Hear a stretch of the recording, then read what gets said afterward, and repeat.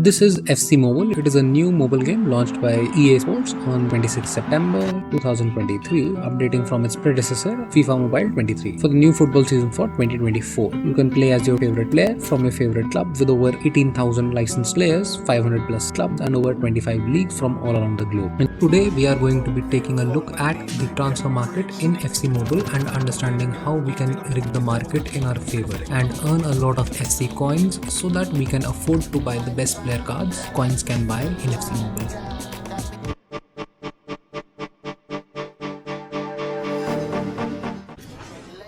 The transfer market in FC Mobile is like a stock trading platform in the real world where you can buy and sell player cards with players all around the globe. The transfer market acts as a broker, taking a 10% commission from every sale of your player card, which is an important thing to keep in mind. So with that in mind, we can start to understand how we can make massive amounts of FC coins by rigging the game in our favor by using the basics of economics of supply and demand to get the best deals for ourselves. Player cards function differently this year with the player rank up system being revamped to the utilization of multiple cards to increase the rank of the player. This also increases the value of the cards as well, which is what we will be utilizing to our advantage. Let's first understand the basics of this level itself to gain an even bigger advantage over the general population. The cards have 6 levels available: the silver diamond, which is the base level, the green diamond, a +1 overall, the blue diamond +2 overall, the purple diamond +3 overall, red diamond +4 overall, and finally the orange diamond with a +5 overall rating. With each level, the player card gets more expensive and can be trained to a higher level as well. A green diamond can be obtained by ranking up a base card using another base card. Blue can be obtained by ranking a green card using a base card. Purple can be obtained by ranking a blue card with 3 base cards or 1 green and 1 base card. Red can be obtained by ranking up a purple card with 5 base cards or any similar combination making 5 base cards in total. Orange can be obtained by ranking a red card with 10 base cards or any other combination making 10 base cards.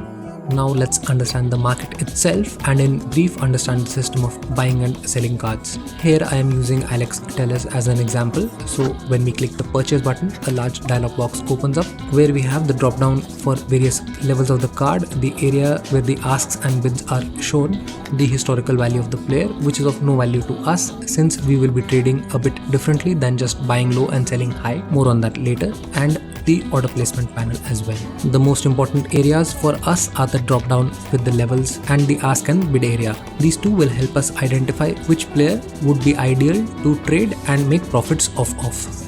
The first step is to identify the player trades which are profitable.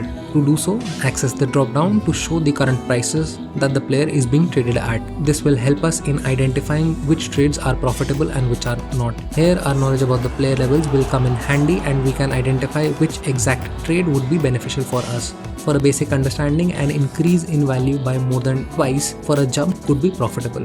But for the exact profitability, I have my trusty Excel sheet with both a profitability checker as well as calculator. After I input the current value of the player at his various levels, I can identify areas where I might be able to make profits. After filling in the data in the profitability checker, I can see that there is a 38k profit to be made trading base and blue. I can confirm this by entering the exact data into the profitability calculator as well.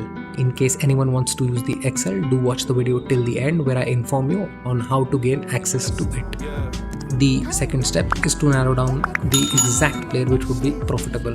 In case I can find a player which is more profitable than my current trade, but then he has no buyers or sellers, I could be stuck either trying to buy the player or unable to sell it for the maximum profit. So instead of the most profitable trades, I find players which have a lot of high supply for the lower level cards and a high demand for the high level cards. This is indicated by the ask bid area. The top half of the panel, the one with the red dash, shows the current highest bids for the player, that is to say how many people are willing to buy the player and at what maximum price. Similarly, the bottom half of the panel shows the current lowest ask price for the player, that is to say how many players are willing to sell the player and at what minimum price.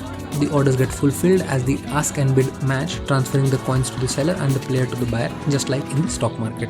Returning back to our Excel sheet, now in the profitability calculator, I calculate the exact profit I will make with the trade. Once satisfied with the results, I move on to the next step.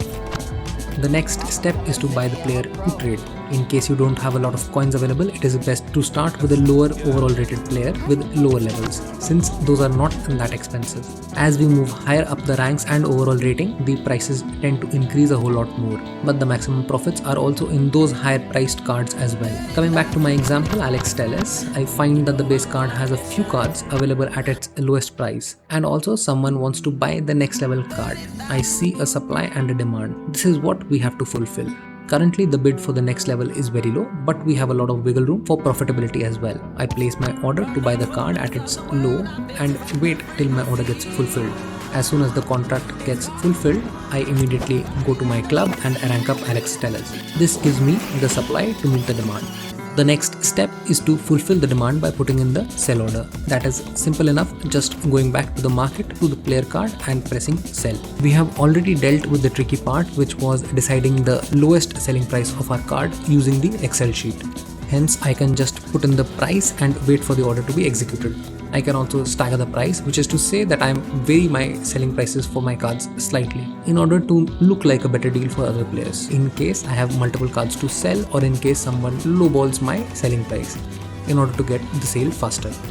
And once the sale goes through, I rake in the profits and repeat the steps all over again in order to gain more profits. The more profits you are able to make and reinvest, the more capital you would have to further make more profits and buy better players.